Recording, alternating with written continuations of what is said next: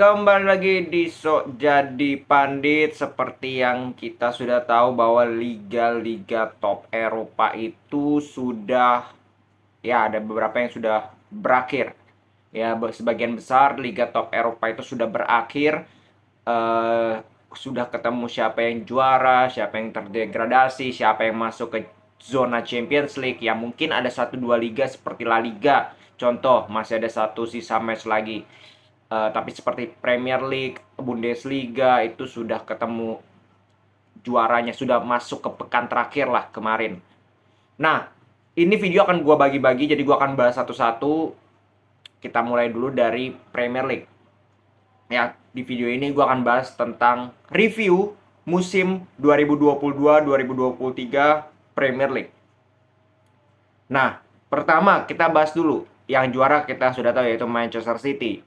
Peringkat kedua ada Arsenal. Peringkat ketiga ada Manchester United dan juga Newcastle United di peringkat keempat. Untuk peringkat 5 di zona Europa League ada Liverpool dan juga Brighton di 6. Di Conference League ada Aston Villa. Oke. Jadi, dan yang terdegradasi itu ada 3 tim, yaitu Leicester City. Leicester City yang pernah juara Premier League itu 2015-16 kalau nggak salah. Sekarang terdegradasi ke Championship. Terus ada Leeds United dan juga Southampton. Ada 3 tim yang terdegradasi resmi. Nah, kita akan bahas satu-satu dulu ya.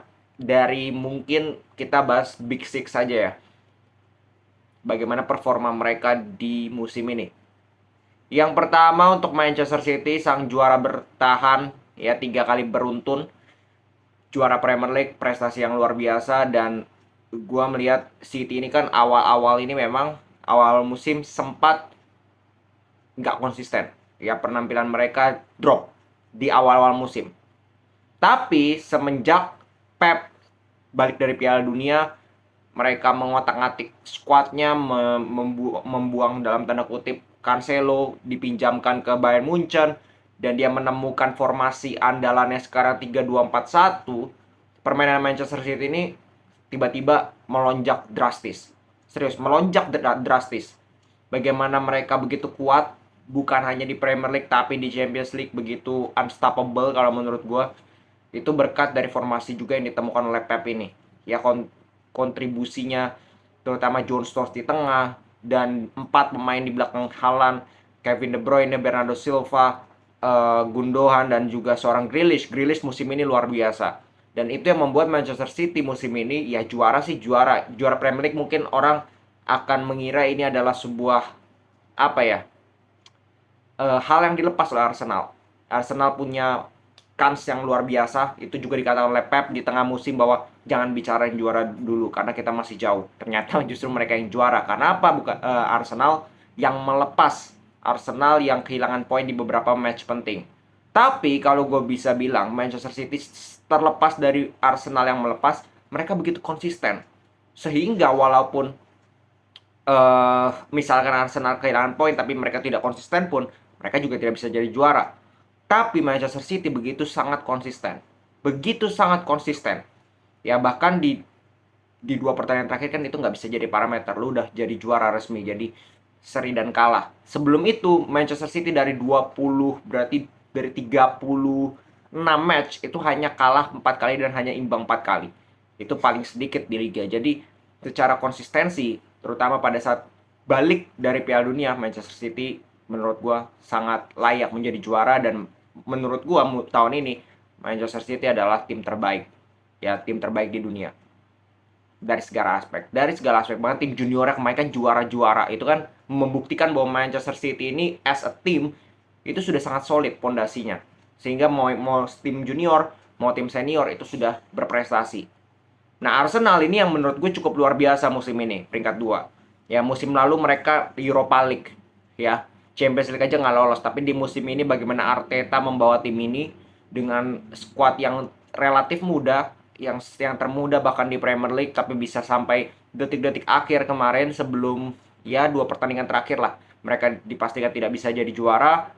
Tapi sebelum itu kan mereka race dengan Manchester City. Bahkan gapnya Manchester City di puncak dengan Arsenal di puncak itu sangat jauh. sangat jauh, Arsenal jauh lebih banyak. Tapi yang namanya nasib memang dan mental itu yang terlihat dari skuad Arsenal di beberapa pertandingan terakhir, di mana mereka butuh kemenangan, bukan butuh main bagus lagi, mereka kehilangan poin. Dan itu yang menjadi problem dari Arsenal. Tapi it's a good season kalau menurut gue dari Arsenal, bagaimana mereka uh, berada di atas Manchester United, berada di atas Newcastle, berada di atas Liverpool, berada di atas Tottenham Hotspur.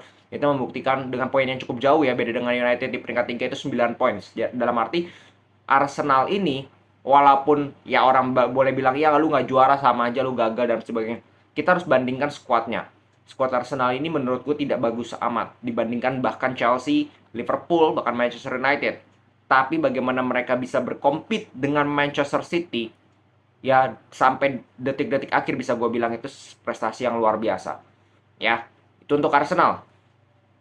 Untuk Manchester United di peringkat 3, ini juga luar biasa. Bersama dengan Erik ten Hag di musim pertamanya Erik ten Hag, buang banyak pemain, beli banyak pemain juga, di awal-awal agak struggle, tapi pertengahan itu mulai menemukan performa mereka dengan Marcus Rashford yang terus cetak gol, dan peran dari Casemiro, Lisandro, pemain-pemain yang didatangkan. Anthony juga belakangan ini juga lumayan bagus, walaupun gue masih bilang belum worth it dengan harganya. Cuman as a squad Manchester United jauh lebih solid.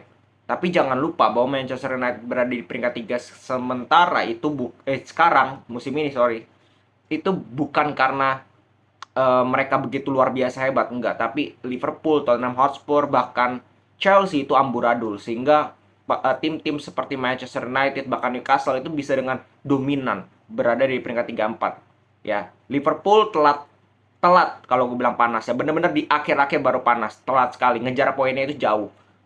Ya, Newcastle ini banyak ngumpulin poin di awal musim, kalau lu ingat itu ngumpulin poin, tapi kan di pertengahan akhir itu, pertengahan menuju akhir, mereka sering kehilangan points.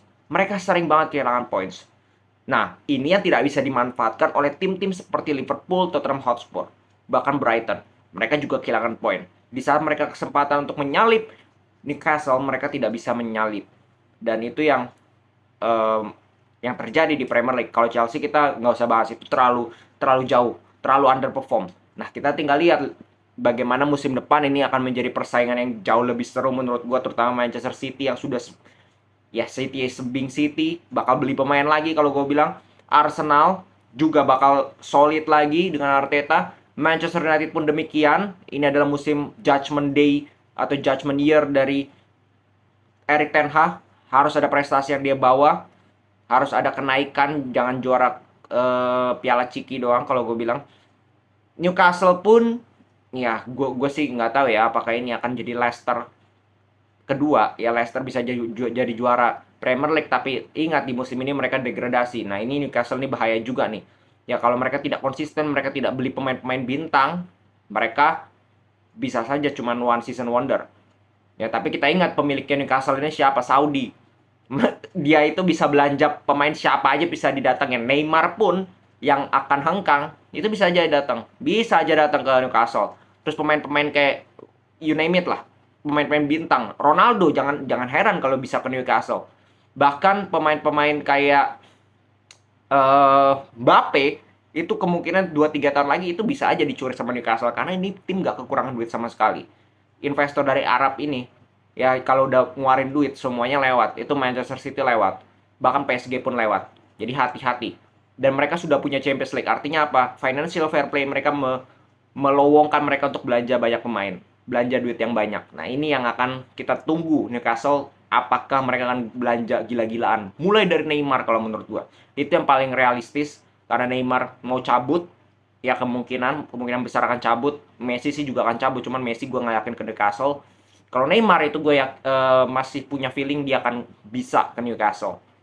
Nah, Liverpool ya bad luck kalau menurut gue. Mereka telat panasnya, kalau yang seperti yang gue bilang, di akhir-akhir baru mereka panas. Tapi apa yang mereka sudah tunjukkan sebenarnya dari peringkat berapa mereka, 8 atau 9, mereka bisa come up sampai peringkat 5. Ini sebuah prestasi juga dari Jurgen Klopp yang sempat dirumorkan akan dipecat, akan meninggalkan Liverpool. Tapi kalau gue bilang peringkat 5 it's a good deal lah untuk Jurgen Klopp membalikan dari terpuruk banget sampai sekarang minimal lumayan bagus ya. Untuk level Liverpool sih sebenarnya Champions League, tapi mereka sudah maksimalnya segini ya.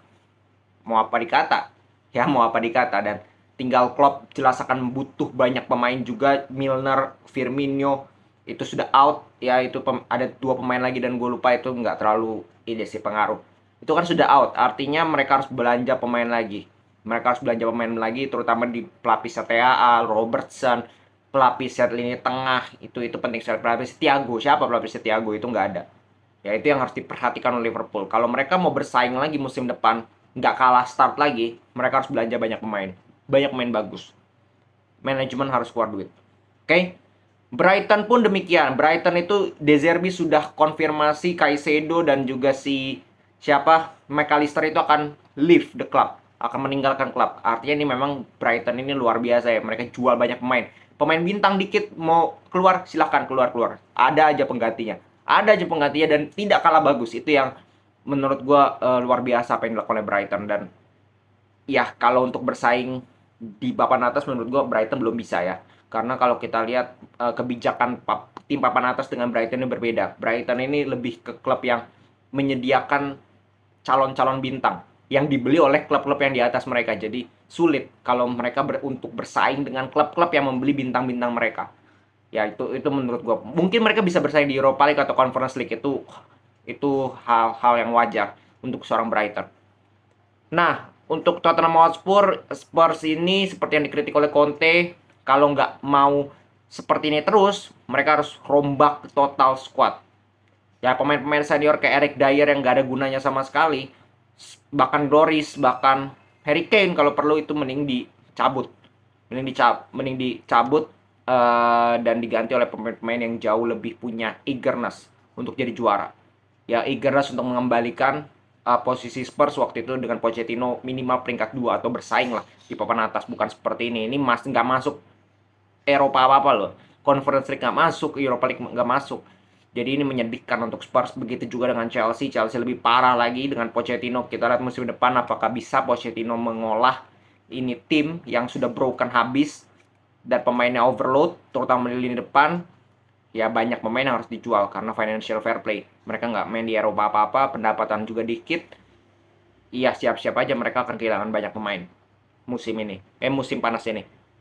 Nah, itu dari table top score kita sudah tahu Erling Haaland 36 gol. Di peringkat kedua ada Harry Kane dengan 30 gol dan Ivan Toney di peringkat ketiga dengan 20 gol. Top assist ada Kevin De Bruyne 16 gol, 16 assist sorry. Salah 12 assist dan juga Trossard dengan 12 assist. Gol assist ya Haaland nomor 1 44, Harry Kane nomor 2 33 dan juga Mohamed Salah 31. Terus clean sheet itu dipegang oleh De Gea, Golden Gloves ya Premier League. Ya itu sudah confirm kemarin. De Gea walaupun di banyak bobolan 7-0, 6-3 dengan Manchester City, tapi ya De Gea, tanpa De Gea kalau gue bilang Manchester United ini mungkin akan keluar dari 4 besar karena perannya dan kontribusinya De Gea itu begitu penting untuk lini pertahanan dari United yang ya ada perbaikan sedikit tapi nggak baik-baik amat. Oke, itu dari Premier League.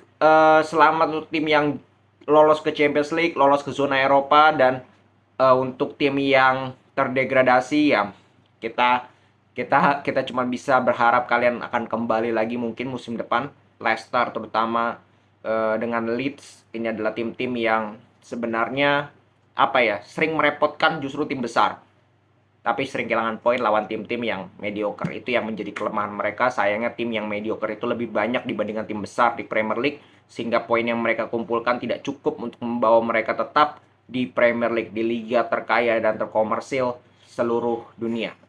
Oke, segitu dulu. Kita akan kembali besok dengan pembahasan liga-liga lain. Salam sepak bola.